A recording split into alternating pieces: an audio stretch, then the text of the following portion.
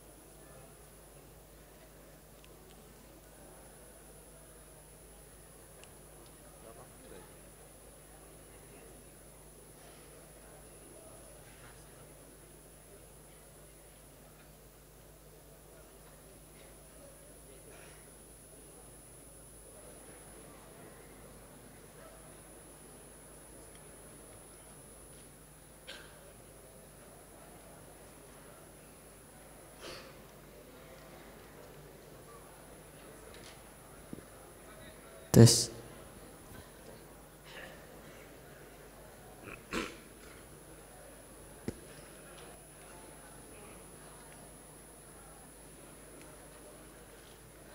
Assalamualaikum warahmatullahi wabarakatuh.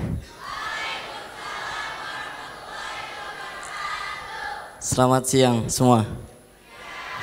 Ya masih semangat kan? Ya kita mulai. Ya, saya akan menyampaikan materi prevention login brute force di Mikrotik. Langsung perkenalan ya. Oke. Nama saya Fajar Aun Al-Zaki. Saya salah satu pelajar di SMK Catur Global. Saya pernah mengikuti pesantren ID Networkers.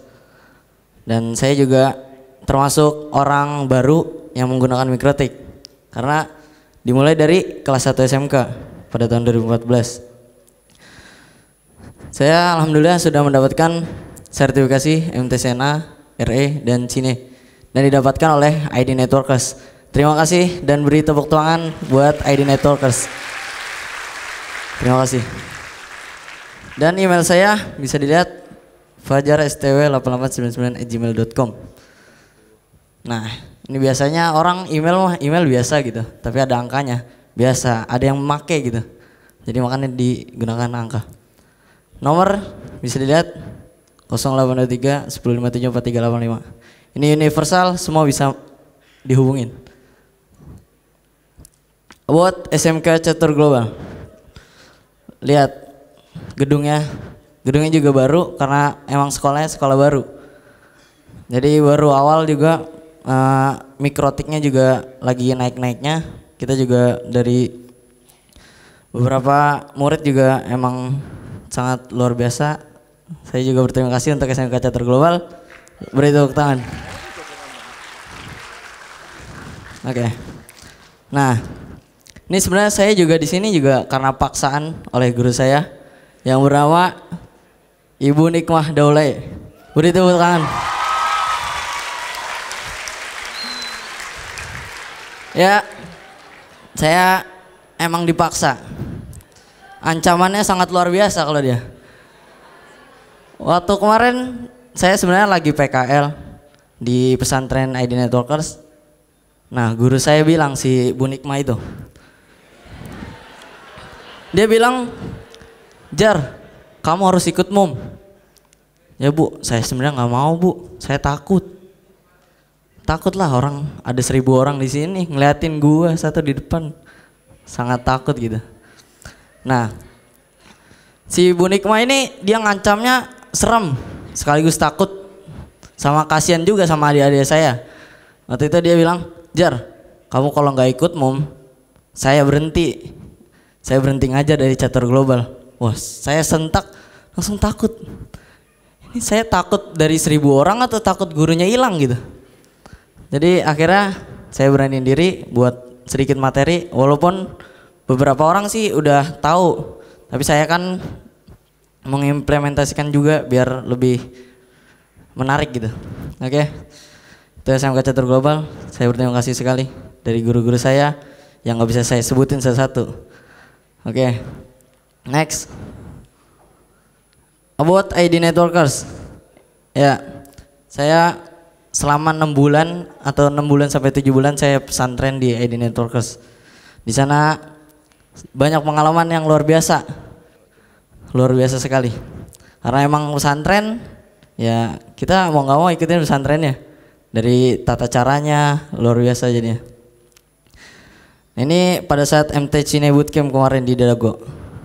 Dan alhamdulillah saya mendapat sertifikasinya yang di trainerin oleh Bapak Rofik. Terima kasih Bapak Rofik. Terima kasih Bapak. Oke. Nah, pertama di ID networkers tuh simple, ada 5 rule yang harus kita ikutin. Pertama itu pray. Kita harus berdoa karena kita juga manusiawi kan. Kita juga harus lebih mendalami tentang agama juga. Jadi pray, sholat, doa, segala macam. Kita ikutin pesantren. Dan ada juga selanjutnya konfig. Jadi setelah kita bersyukur, berdoa, kita harus konfig.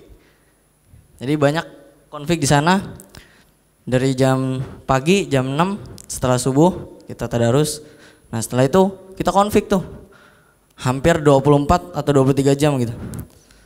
Jadi setiap azan kita sholat, setelah itu doa, ikutin pelajarannya, konfig lagi. Konfig mulu. Stres. Oke, selanjutnya study. Konfig udah, studinya kan ya kita juga pembelajaran. Studinya kita ngikutin pesantrennya. Soalnya juga lumayan agamanya. Beberapa juga belajar bahasa Inggris biar lebih matang juga studinya. Jadi luar biasa lah ID networkers itu. Sleep, ya jangan lupa tidur. Kita juga harus tidur. Kita manusia tidur. Akhirnya tidur. Jadi habis tadi 24 jam kecapean tidur. Jadi habis konfig tadi udah ruwet tuh, pala pusing. Ya solusinya tidur. Akhirnya lagi konfig susah-susah. Kadang-kadang troubleshooting itu gagal akhirnya tidur aja. Ya tidur ya. Akhirnya subuh juga bangun. Karena emang di sana di pesantren, kita ikutin suasana pesantren ya. Jadi lebih jurus ke agama sekaligus ke dunia juga. Tidur. Oke, yang paling utama itu rata-rata anak pesantren ID networkers itu no take a bed. Nggak mandi. Saking banyak konfig tadi terus tidur. Kapan mandinya? Ya, itu dari tahun ke tahun pasti ada yang nggak mandi. Udah nggak tidur, kadang-kadang ada yang tidur bangun males, akhirnya konfig lagi nggak mandi. Kapan mandinya? Jadi akhirnya nggak mandi. Ya itu emang kebiasaan sih, karena bangun pray, konfig lagi, study lagi, tidur, bangun lagi, pray, konfig, study, sleep, no take a bed. Nggak tidur, nggak mandi, nggak tidur. Tidur nggak perlu, nggak mandi itu. Oke, langsung masuk materi saja, yaitu brute force attack. Password brute force attack. Ya, apa itu brute force? Rata-rata sini pasti tahu lah. Sekitar 40-60% pasti tahu, karena emang berkembang pesat attack-attackan ini. Apa itu brute force? Tuh brute force sih emang ya udah banyak diketahui.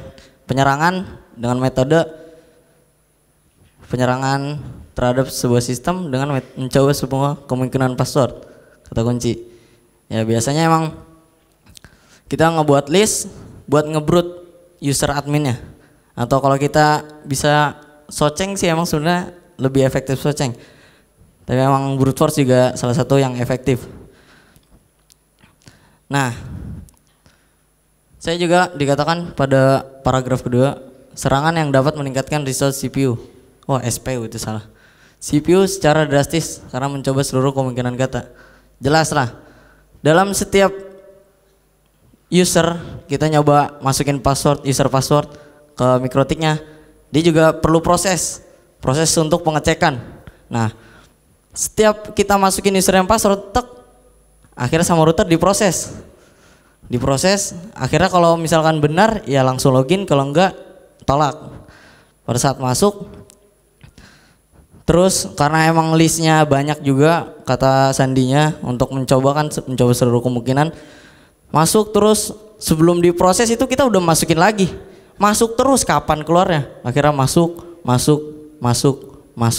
akhirnya resource CPU juga makin drastis karena pengecekan dulu inputan pertama belum selesai, toto udah diinput lagi. Oh, emang itu kurang ajar yang brute force, ngajak berantem. Akhirnya di brute force, setelah brute force terus-terusan jadinya CPU-nya secara drastis tinggi, jadi meningkat drastis. Itu bahayanya brute force. Kadang-kadang kita juga jengkel gitu ya, kalau misalkan lagi config enak-enak, itu ada yang iseng gitu, delete config-nya, udah capek-capek sialan banget itu. Oke. Ada yang mungkin ada kali 10% atau 20% di sini masih ada yang ketukar brute force dan dictionary attack. Padahal jelas-jelas juga udah beda. Dictionary attack itu menyerang target dengan mencoba semua kata yang didefinisikan dalam sebuah list. Jadi kita masukin dalam list dengan kata yang sudah tersusun. Ya. Jadi berbeda dengan brute force, yaitu brute force semua kemungkinan karakter. Jadi emang berbedanya jelas. Tapi kadang-kadang emang ketuker. Saya juga punya teman yang emang bisa dikatakan sok hacker. Saya tanya, lagi ngapain bro? Gue lagi brute force nih. Gue lihat listnya. Ya, itu mah dictionary, odong. Jadi emang kadang-kadang suka ketukar dictionary sama brute force. Ini saya kutip dari makalah tentang kriptografi oleh Imam Prabowo. Terima kasih untuk Imam Prabowo. Ya. Next.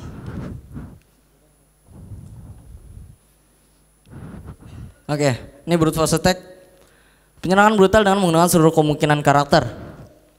Jadi A sampai dengan Z. Dari kata-kata tersebut bisa, karena A-nya 4 kali, itu bisa beberapa kata dari 4 kata itu. Jadi udah tersusun banyak, tapi emang pasti ada kata-kata tersebut. Apalagi kalau misalnya A-nya sampai 16, Z-nya juga sampai 16, ntar akhirnya tersusun, akhirnya rapi. Ada beberapa kata yang ada gitu. Itu brute force. Serangannya ya butuh waktu lama karena listnya banyak pasti, karena di urutan kalau dari AA sampai ZZ itu juga udah banyak. Apalagi kemungkinan kalau misalnya angkanya itu hurufnya itu lebih banyak lagi, masih banyak lagi hasilnya. Dan presentasi keberhasilannya ya cukup besar karena pasti ada katanya, nggak mungkin nggak ada. Karena emang disusun dari awal sampai akhir pasti ada. Berbeda dengan dictionary attack. Ini yang biasanya orang ngomong, ini gue lagi brute force, padahal emang hasilnya dictionary attack. Penyerangan mencoba kemungkinan seluruh kata yang telah disusun dalam list kamus. Jadi dictionary, udah di kamus udah tersusun katanya, kita tinggal coba, itu namanya dictionary attack. Kadang-kadang suka terbalik. Jadi ya seperti itu contohnya, contoh listnya, list passwordnya. Sudah kita buat listnya sesuai apa yang kita pikirkan, sesuai perkiraan kita, adminnya gunain password ini gitu. Itu namanya dictionary attack. Sekarang juga orang biasa pakai dictionary attack itu juga ngambil data-data pribadinya, kan tanggal lahir, password, soceng guys jatuhnya, kita nanya-nanya, so kenal banget gitu, nanya gini. Itu padahal buat masukin ke list buat brute force. Itu rata-rata seperti itu. Presentasinya kurang menentu, tergantung kita memperkirakan password yang dibuat oleh adminnya. Emang sih, kita juga nggak nentu. Hasilnya kan sesuai list yang ada. Dapat memakan banyak waktu jika amunisinya berkurang. Amunisinya banyak. Jadi kita ngelis kayak gini, password kemungkinan kayak gini. Ya itu kalau banyak, akhirnya menebak passwordnya itu sangat lama. Butuh waktu juga. Tergantung kita penempatan listnya. Oke, pendetection brute force mikrotik.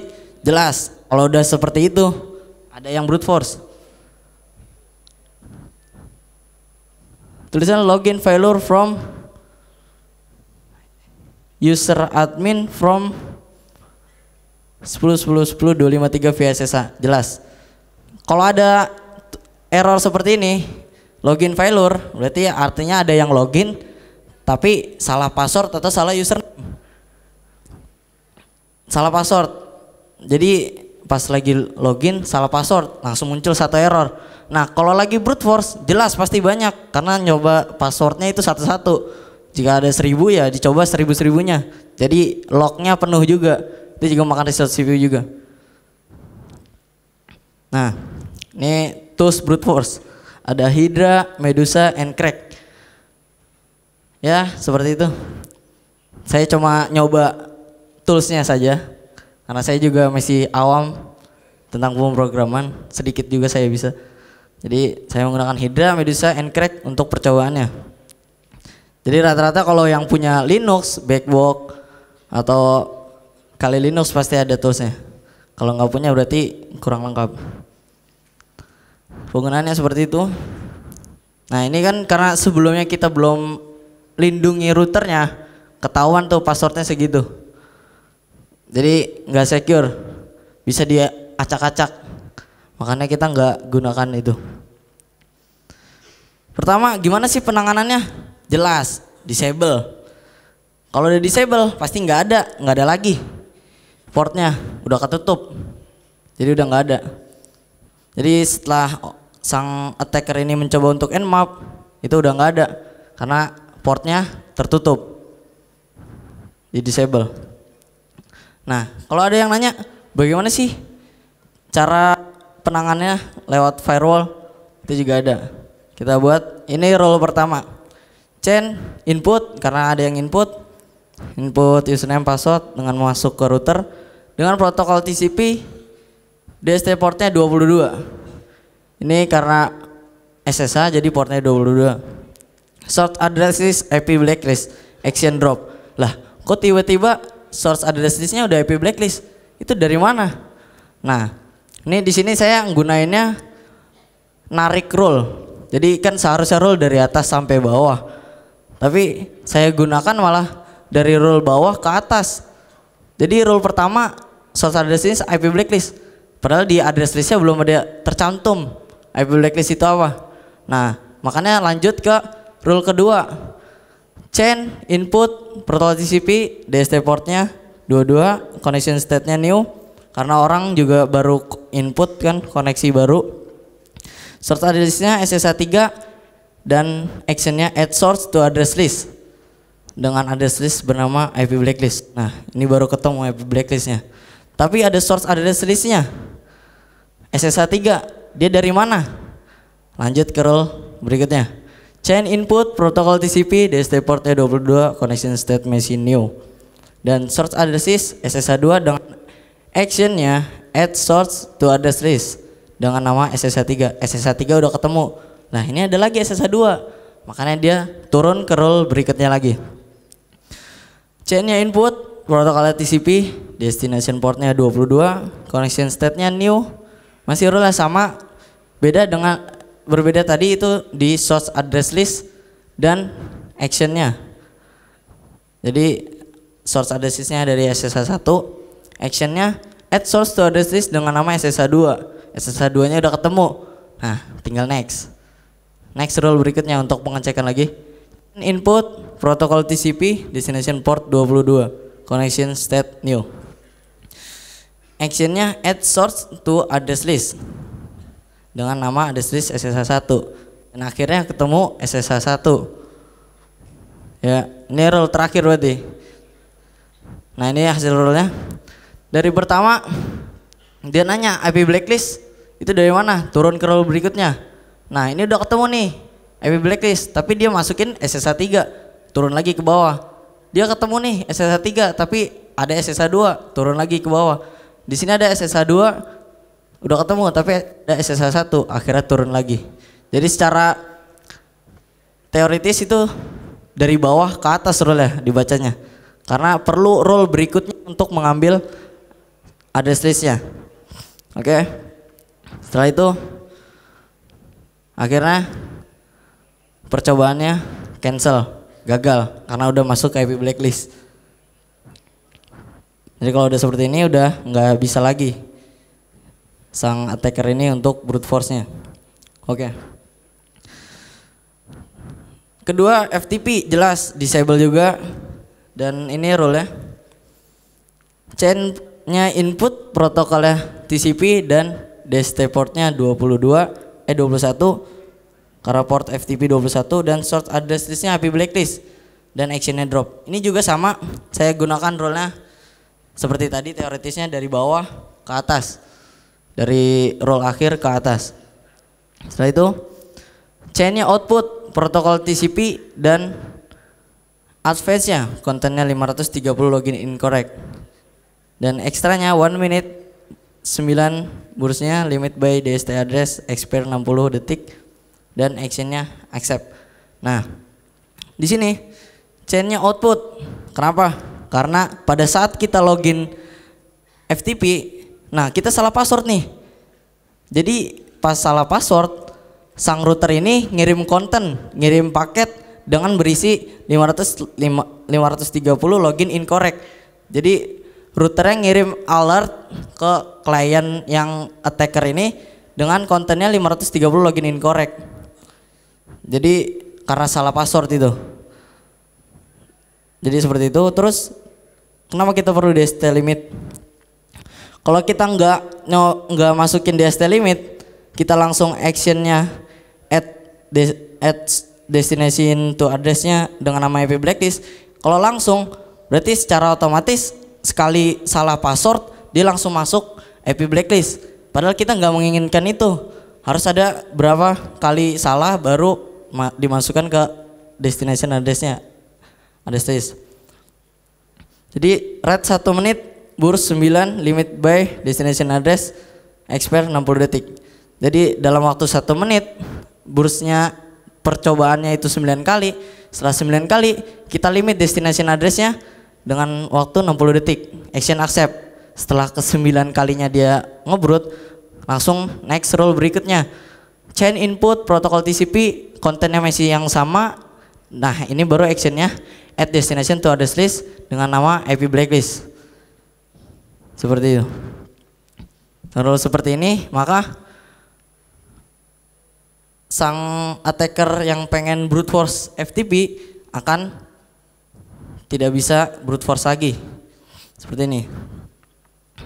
Pada saat percobaan keberapa kalinya, maka portnya ketutup karena udah dimasukin ke IP blacklist dan actionnya drop. Yang telnet satu lagi disable.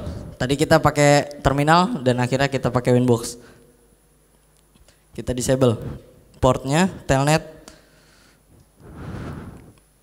dan perangan brute force telnet dengan firewallnya seperti ini. Chainnya input protokolnya TCP dan destination portnya 23, source addressnya IP blacklist, actionnya drop. Jadi sama seperti tadi, dari bawah ke atas.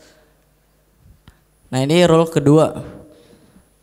Chainnya input protokol TCP, kontennya login valid incorrect, username or password. Actionnya add destination to address list dengan nama IP blacklist. Nah kok ini kok langsung ya? Kenapa nggak pakai DST limitnya? Kenapa langsung? Saya ngambil kesimpulan karena telnet ini pada saat kita connect ke telnet, jika ada sang attacker menggunakan Wireshark, password langsung kelihatan. Makanya kita nggak menganjurkan untuk menggunakan telnet. Akhirnya kita langsung salah password, langsung kita masukin IP blacklist. Jadi paling enggak ya kita langsung masukin atau disable telnetnya. Karena telnet ini juga kurang berguna karena ada fitur SSH jadi lebih secure. Jadi telnet kita ganti dengan SSH. Jadi rule-nya seperti ini langsung dan akhirnya keblok. Terima kasih.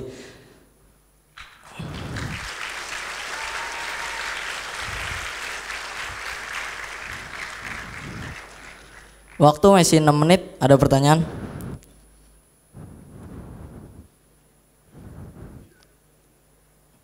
Ya.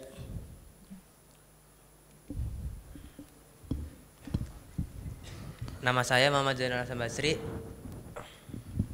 Yang tadi itu kan blacklist, IP blacklist. Iya. Kalau misalkan IP blacklist itu diganti apa masih bisa ngetek?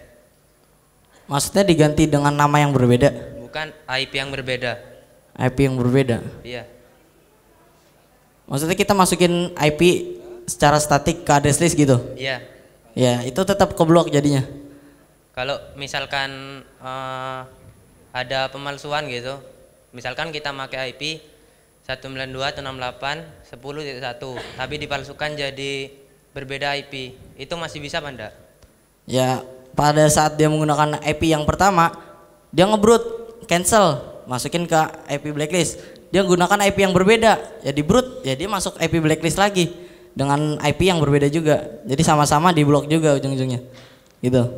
Kan yang kebaca yang IP palsunya. Ya tetap keblok juga. Karena dia menggunakan IP itu buat ngebrut itu juga tetap aja dia ke blok juga.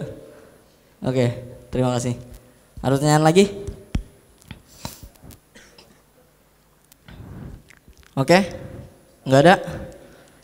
5 menit ini masih nganggur ini. Saya nunggu pertanyaan. Silakan kalau yang mau bertanya langsung mengantri di mic yang sudah tersedia. Ya.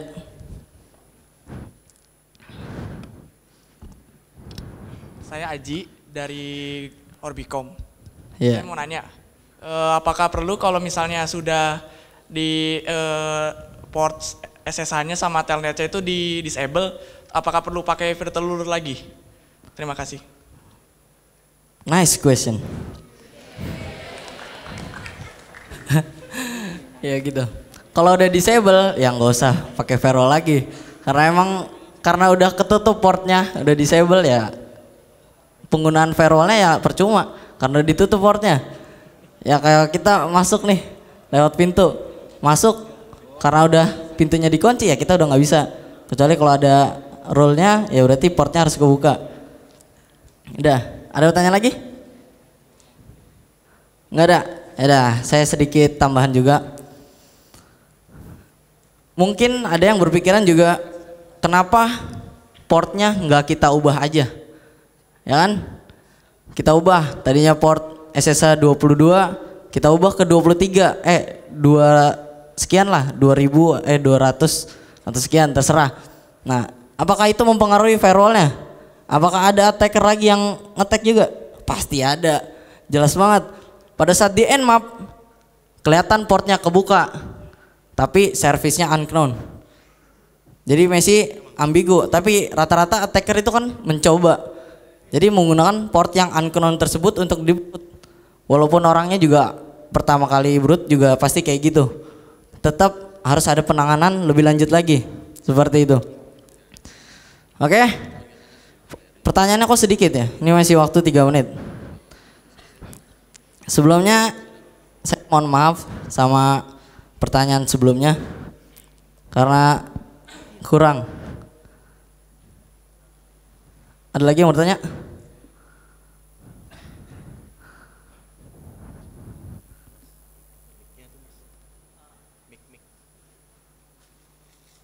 Ya. Iya. Iya.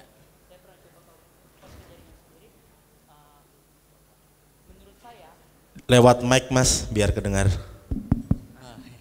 Menurut pengalaman saya brute force itu kan yang namanya jaringan sendiri pasti kita tahu username sama password MikroTik kita. Iya. Saya udah pernah masukin ke word list untuk brute force. Iya. Walaupun itu udah benar, username sama passwordnya udah benar pas masuk, tapi jaringan kita lagi jelek nih. Iya. Jaringan kita lagi jelek. Itu bisa dianggap salah. Jadi nggak bisa masuk gitu. Dan Oh, terus tadi di slide pertama dikasih tahu kalau brute force itu naikin usage CPU, betul? Iya. Dimana kalau CPU usage naik, secara garis besar hang dong, Iya. bisa dibilang hang dong. Nah, kira-kira penggunaan firewall ini efektif nggak sih? Sedangkan kalau jaringannya jelek, brute force itu nggak bakal masuk. Oke, pertanyaan bagus. Silakan maju sebentar. Ini saya ada dikenangkan baju. Sini. Ya Kak. Ya Kak, terima kasih. Pertanyaan yang bagus sekali itu. Saya juga baru juga kan. Saya presentasi. Saya juga masih ragu juga sebenarnya pengen nyampein presentasi ini. Tapi tadi juga bilang resource CPU secara drastis naik ya. Tapi dalam artian yang di sini saya sampaikan itu maksudnya penggunaan CPU-nya itu naiknya secara berkala karena pada saat penginputannya. Jadi nginput password terus-terusan kan jadinya proses lagi terus-terusan. Jadi CPU-nya rada naik. Tapi dalam artian hang masih naik saja gitu. Terus tadi juga katanya kalau jaringannya lagi jelek itu kadang-kadang username passwordnya dianggap salah. Ya. Tapi pengalaman saya juga berkata lain. Jadi walaupun jelek koneksinya, tapi antar link dari attacker ke routernya masih terhubung, masih tersambung, ya tetap itu masih bisa dianggap benar. Walaupun emang benar, ya tetap benar gitu. Oke. Oke, masih ada satu baju, nggak ada pertanyaan lagi? Nggak ada. Ayo.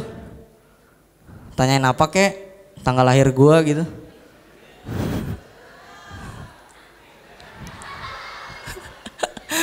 Terus ada yang nanya gitu, udah punya pacar belum?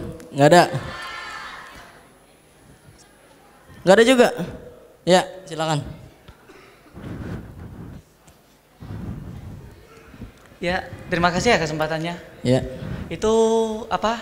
Kan tadi yang metode penyerangannya menggunakan brute force ya. Kalau semisal saya attack-nya pakai brute force, saya cloning MAC address seseorang dari jaringan Anda. Ya. Kemudian saya sudah mengcloning MAC address si orang ini. IP saya otomatis ikut ke orang yang saya cloning kan. Kalau saya cloning itu pakai klien Anda. Kemudian si klien Anda ini ternyata tidak melakukan brute force. Kemudian Anda misalnya memutuskan koneksi si saya penyerang ini. Kalau klien Anda protes, sedangkan Anda gak tahu kalau saya yang menyerang, itu bagaimana solusinya? Oh iya, itu juga pertanyaan yang nggak saya pikirkan. Ternyata muncul di orang seperti dia. Mas, saya kasih bingkisan sedikit. Ya, walaupun hanya baju, tapi penyerahannya yang saya. Shit, alright. I know. Ya. Baru pertama kali saya melihat seperti dia, tapi nggak apa-apa. Bagus pertanyaannya, tapi saya nggak kecewa jadinya. Coba pertanyaannya yang nggak masuk akal, terus digituin, saya sakit hati. Untungnya aja pertanyaannya bagus. Ya. Jadi ya bener juga sih, dia bilang. Tapi setahu saya, clone MAC itu nggak mempengaruhi clone IP address-nya. Jadi kalau clone MAC ya MAC-nya jadi sama, tapi IP address-nya juga berbeda gitu. Kalau kita menggunakan IP address yang sama dengan klien ya jadinya salah lah gitu. Maksudnya gimana ya? Dengan IP address yang sama terus salah satu brute force ya keblok jadi IP-nya. Nah pada saat diblok, klien yang nggak merasa bersalah ini dia komplain. Kok jaringan saya putus seperti ini? Tapi dalam artian ini bukan klien nggak bisa connect ke internet. Ini cuma kliennya nggak bisa connect ke router. Yang nggak ada masalah dong, nggak ada yang harus protes. Karena internet tetap lancar. Cuma nggak bisa ngubungin ke routernya. Itu. Jadi nggak terlalu berpengaruh juga walaupun di clone MAC. Jadi sekian. Karena waktunya juga habis. Kalau ada pertanyaan silakan bisa email atau